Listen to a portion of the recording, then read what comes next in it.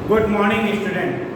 हम बात कर रहे थे हमारे पाठ्यक्रम के अंतर्गत व्याकरण के विषय अलंकार के बारे में। हमारा पहला अध्याय अलंकार के ऊपर चल रहा था। हमने बात की थी अब तक की गई क्लास में अलंकार किसे कहते हैं। आचार्य दंडी ने अलंकारों को परिभाषित करते हुए क्या कहा। आचार्य भामह को अलंकार शास्त्र का जन्मदाता माना जाता है। अन्य आचार्यों ने अलंकारों को परिभाषित करते हुए क्या कहा। तत्पश्चात हमने देखा था अलंकार के कितने भेद होते हैं। तो हमने अलंकार के भेद के अंतर्गत देखा दो प्रकार के भेद थे, शब्दालंकार और अर्थालंकार। शब्दालंकार क्या था? शब्दालंकार काव्य की पंक्ति में जब शब्द के माध्यम से चमत्कार या सौंदर्य उत्पन्न होता है तो उसे शब्दालंकार कहते हैं। जबकि अर्थालंकार किसे कहते हैं? अर्थालंकार काव्य की पंक्ति में जब अर्थ के माध्यम से चमत्कार या सौंदर्य उत्पन्न होता है तो उसे अर्थालंकार कहते हैं। शब्दालंकार के अंतर्गत हमने बात की थी अब तक अनुप्रास अलंकार, यमक अलंकार, श्लेष अलंकार और पुनरुक्ति प्रकाश। अब बात कर रहे हैं हम अर्थालंकार के बारे में। अर्थालंकार अभी मैंने बताया कि काव्य की पंक्ति में जब अर्थ के माध्यम से चमत्कार या सौंदर्य उत्पन्न होता है उसे अर्थालंकार कहते हैं। अर्थालंकार में हम सबसे पहले पढ़ेंगे उपमा अलंकार। उपमा अलंकार किसे कहते हैं?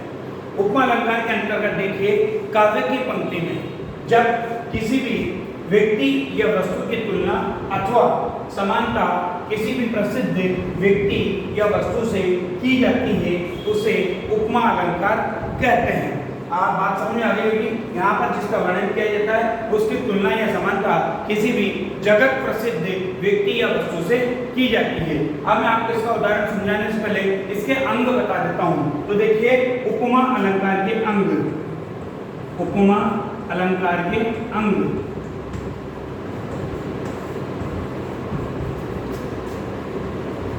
उपमा अलंकार के हमारे यहाँ पर 4 अंग हैं। उपमेय, उपमान, साधारण धर्म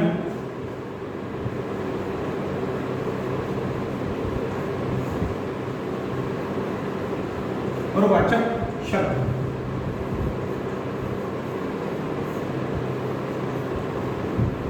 अब सबसे पहले मैं आपको बता दूं उपमेय, उपमान, साधारण धर्म और वाचक शब्द क्या होते हैं। उपमेय क्या होता है? देखिए उपमेय होता है काव्य की पंक्ति में, काव्य की पंक्ति में जिस किसी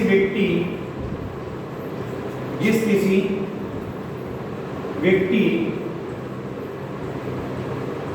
या वस्तु का वर्णन किया जाता है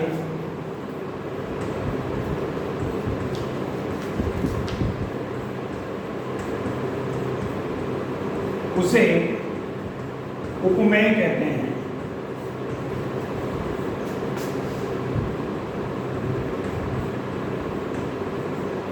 देखिए उपमेय क्या होता है? मतलब हम काव्य की पंक्ति में जिस किसी भी व्यक्ति या वस्तु का वर्णन करते हैं उसे उपमेय कहा जाता है। फिर उपमान क्या चीज हुई हमारे? उपमान होता है वह प्रसिद्ध व्यक्ति या वस्तु जिससे उस व्यक्ति या वस्तु की तुलना अथवा समानता की जाती है। उपमान।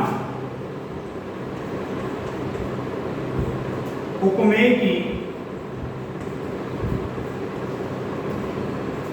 की जिस किसी प्रसिद्ध व्यक्ति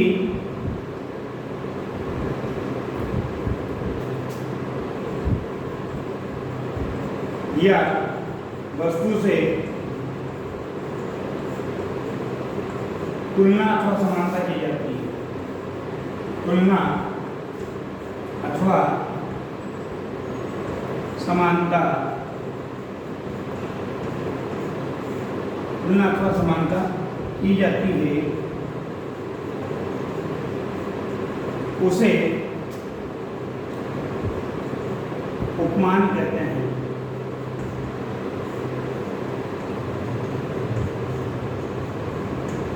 बात क्लियर हो गई आपके? मतलब वर्ण्य विषय जो होता है, जिस किसी विषय का वर्णन किया जाता है वो तो उपमेय कहलाता है, और जिससे तुलना अथवा समानता की जाती है वो क्या कहलाता है? उपमान कहलाता है। अब बात करते हैं हम साधारण धर्म और वाचक शब्द की। देखिए साधारण धर्म क्या होता है और वाचक शब्द क्या होता है। साधारण धर्म होता है काव्य की पंक्ति में उपमेय और उपमान में जो गुण समान होता है वो साधारण धर्म कहलाता है। काव्य की पंक्ति में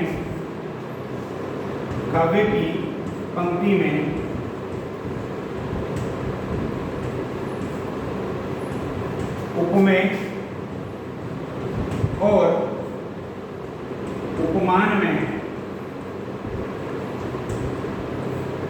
उपमान में जो गुण समान होता है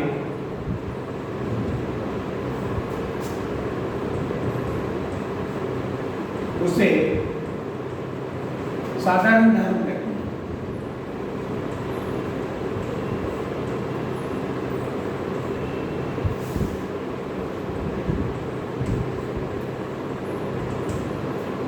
फिर वाचक शब्द क्या होता है? देखिए वाचक शब्द उपमेय और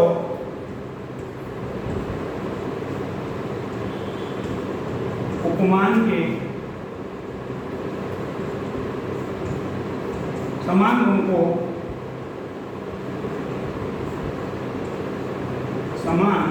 गुण को प्रकट करने के लिए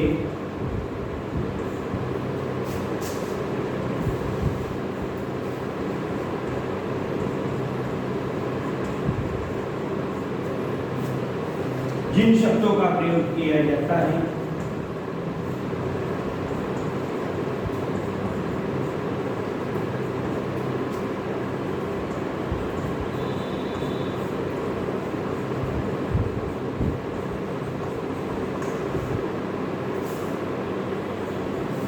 उसे वाचक शब्द कहते हैं।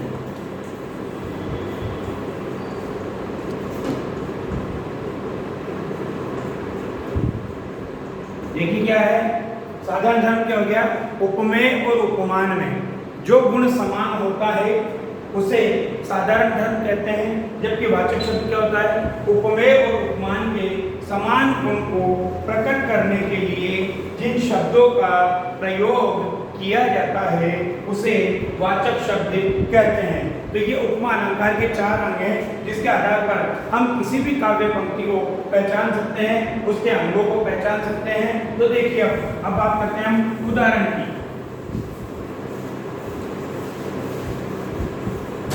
देखिए मैंने लिखा पीपर पात सरिस मंडोला, पीपर पात सरिस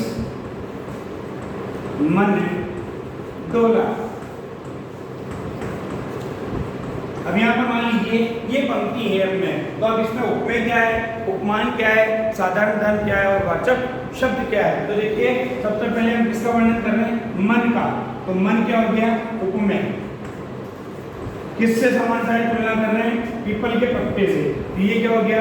उपमान। दोनों में कौन सा गुण समान है? डोलना। मतलब पीपल के पत्ते भी हवा के साथ डोलते हैं और मन भी प्रत्येक क्षण विचलित रहता है, चंचल होता है। तो डोलने का जो गुण है ये क्या कहलाएगा? साधारण धर्म। इसके बाद देखिए ये जो है उपमेय और उपमान के समान गुण को प्रकट करने के लिए जिस शब्द का प्रयोग किया वो क्या कहलाएगा? वाचक शब्द। तो इस प्रकार से उपमा अलंकार के चारों अंग उपस्थित हैं। तो यहाँ पर देखिए अब इसके 2 भेद अलग चलते हैं, तो एक पूर्णोपमा और एक लुप्तोपमा। पूर्णोपमा क्या है? पूर्णोपमा काव्य की पंक्ति में जब उपमा अलंकार के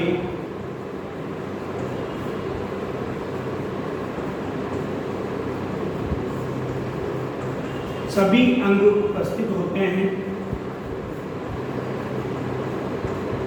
सभी अंग उपस्थित होते हैं,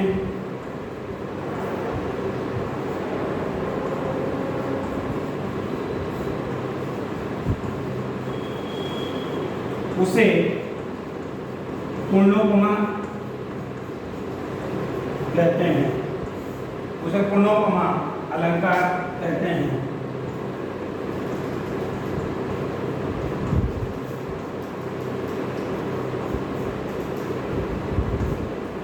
फिर लुप्तोपमा क्या चीज हुई? देखिए, लुप्तोपमा में क्या होता है, उपमा अलंकार के जो अंग हैं उनमें से कभी कभी एक या दो अंग तक अनुपस्थित हो जाते हैं, उसे लुप्तोपमा कहते हैं। लुप्तोपमा काव्य की पंक्ति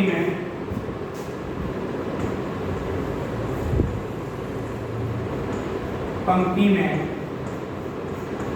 जब काव्य की पंक्ति में जब उपमा अलंकार के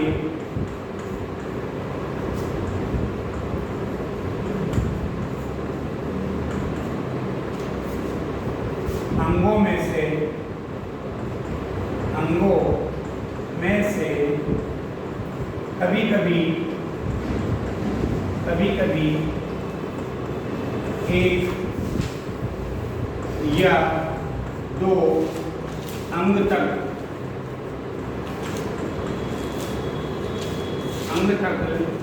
अनुपस्थित होते हैं,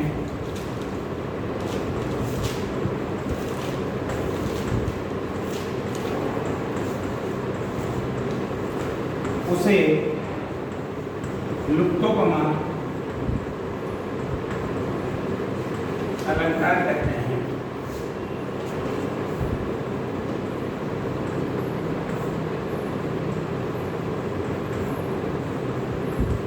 देखिए, बात समझ में आ गई होगी।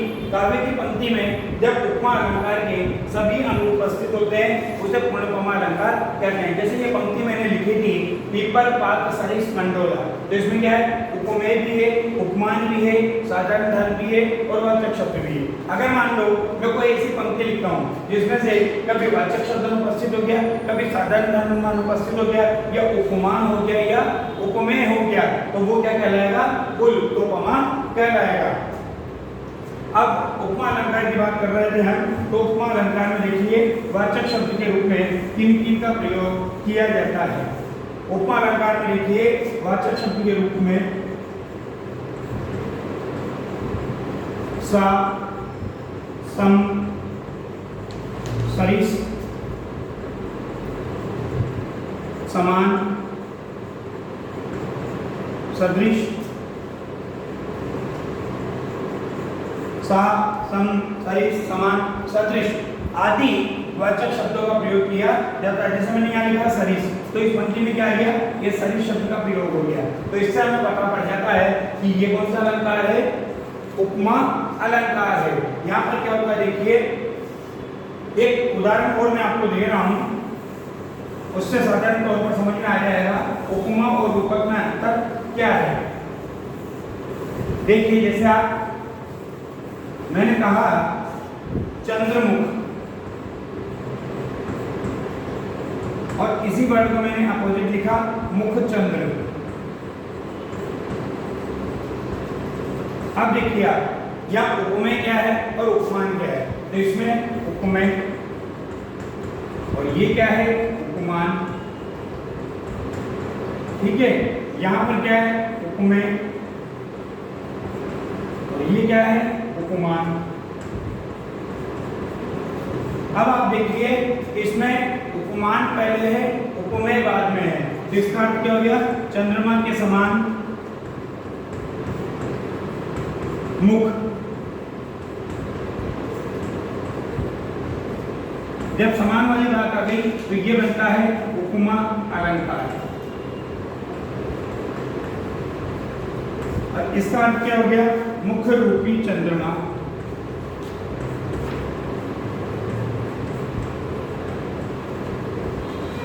अब यहाँ रूपी लग गया, ये कौन सा अलंकार हो गया, रूपक अलंकार। इस तरह से उपमा अलंकार में तो उपमान पहले, उपमेय बाद में, जबकि रूपक अलंकार में उपमेय पहले, उपमान बाद में। इसका अर्थ क्या हो गया? चंद्रमा के समान मुख है जिसका। तो यहाँ पर समानता हुई, तो समानता होते ही ये कौन सा अलंकार हो गया? उपमा अलंकार। जबकि यहाँ पर मुख उपमेय है, चंद्रमा उपमान है। उपमेय पर उपमान का आरोप किया गया है, तो उपमेय पर उपमान का जब आरोप होता है तो वहां पर कौन सा अलंकार बन जाता है? रूपक अलंकार बन जाता है। इस तरह से आपका आज उपमा अलंकार का विषय समाप्त होता है। धन्यवाद।